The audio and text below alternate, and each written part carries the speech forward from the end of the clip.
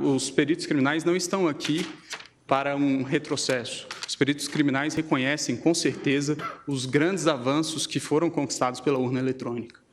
E é bom que fique bastante claro que a impressão do registro de voto não é um adeus ao voto eletrônico. O voto eletrônico permanece sendo um voto eletrônico, apenas com mais um mecanismo de auditoria. E aí é importante trazer quais são os 3 principais pontos que são indicados como as auditorias possíveis e viáveis em uma situação como essa. Indica os técnicos responsáveis pela elaboração do sistema que o RDV seria o registro digital do voto, seria um mecanismo para se apurar, se embaralhar os votos e se apurar a quantidade de votos. É bem verdade, mas esse sistema, o RDV, apenas permite apurar se foi adicionado ou excluído algum voto, e não se o voto foi registrado devidamente como o eleitor confirmou no momento que apertou o botão. O boletim de urna, do mesmo modo, ele permite sim uma auditoria, mas ele permite a auditoria da conferência conquistada escrito no boletim de urna com os resultados que foram apresentados no site do Tribunal Superior Eleitoral. Mas ele não permite, novamente, se verificar se o voto foi registrado de maneira adequada. E, por fim, a votação paralela, que resolveria essa situação que apresento, que seria o ato de se pegar algumas urnas no dia da eleição e fazer a simulação de uma votação para se verificar se a urna registrou adequadamente os votos. Elas, segundo informações do professor Pedro Dourado Rezende, na audiência pública realizada no Congresso Nacional, não seriam suficientes para isso, porque qualquer programador com pouco tempo e poucas linhas no código-fonte, conseguiria programar o sistema para que ele identificasse que o registro biométrico está sendo dispensado com um percentual acima do normal e para que, portanto, os vícios não surgissem nesse teste. Então, o professor, não vou ler por conta dos 8 minutos que me foram limitados, qual é o posicionamento do professor. E indica ainda o professor Diego Aranha, que existe ainda a possibilidade de fraude interna.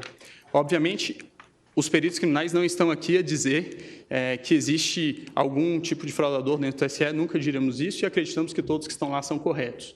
Mas o que está a se dizer aqui é que a democracia de um país não pode estar sujeita ao controle de alguns poucos técnicos que têm acesso ao código-fonte e também às chaves criptográficas.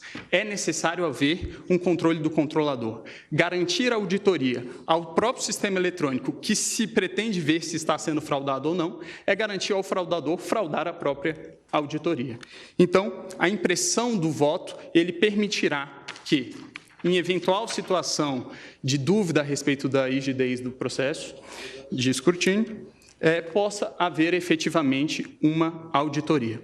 E em relação a algumas das preocupações que foram trazidas pela Procuradora-Geral, várias delas já foram respondidas por uma resolução que veio a ser editada posteriormente pelo TSE, que é a Resolução 23.521, que dispõe, inclusive, como funcionaria no caso de a urna dar um problema, a impressora travar. Dispõe a resolução que existirá também uma impressora de contingência, haverá um lacramento sem contato humano para que essa impressora possa ser substituída. Também, em relação ao argumento de que deficientes visuais não teriam como verificar o voto impresso, foi editado também em 2017 a Resolução 23.554 pelo TSE, que dispõe que o deficiente visual poderá ser acompanhado de uma pessoa de sua confiança. Sobre o risco também de que, durante uma pane da impressora, o fiscal de urna poderia chegar e ver qual é o voto daquela pessoa que está dentro da cabine, esse argumento também não me parece bastante plausível, tendo em vista que a urna eletrônica também pode travar com a sua tela congelada e também um fiscal de urna teria que entrar para trocar pela urna de contingência. O Brasil, excelentíssimos ministros, é o último país que ainda adota o sistema DRE sem o VIVPET. O VIVPET é exatamente isso que nós estamos falando, que é a impressão do registro. Países que, em algum momento, já adotaram o sistema que hoje adotamos, já o abandonaram. A título de exemplo, Alemanha, Bélgica, Holanda, Irlanda, Inglaterra, Rússia, Índia, Estados Unidos, Canadá e México. Por fim, excelências, utilizaria aqui mais uma vez a fala do professor Diego Aranha, que o ministro Gilmar mencionou, quando se trata dos argumentos de preço de viabilidade temporal.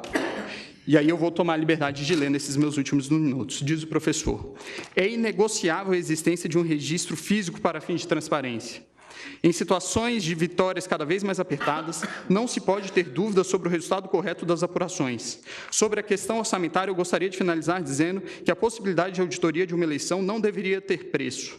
Esse é o requisito de qualquer eleição, provar para os participantes que o resultado é acurado e honesto. Isso não deveria ser negociável. A discussão, se não é possível acomodar no sistema atual brasileiro, para que ele possa ser transparente, inverte completamente a sequência lógica das coisas. Transparência é um requisito. E ainda em relação ao preço, são vários os exemplos que podem ser encontrados na rede mundial de computadores de gastos semelhantes com coisas que, acredito eu, não tragam tantos benefícios à democracia do país. A título de exemplo, o governo federal gastou 800 milhões de reais em publicidade no ano de 2017. O valor estimado para a impressão do voto, é de 2 bilhões de reais.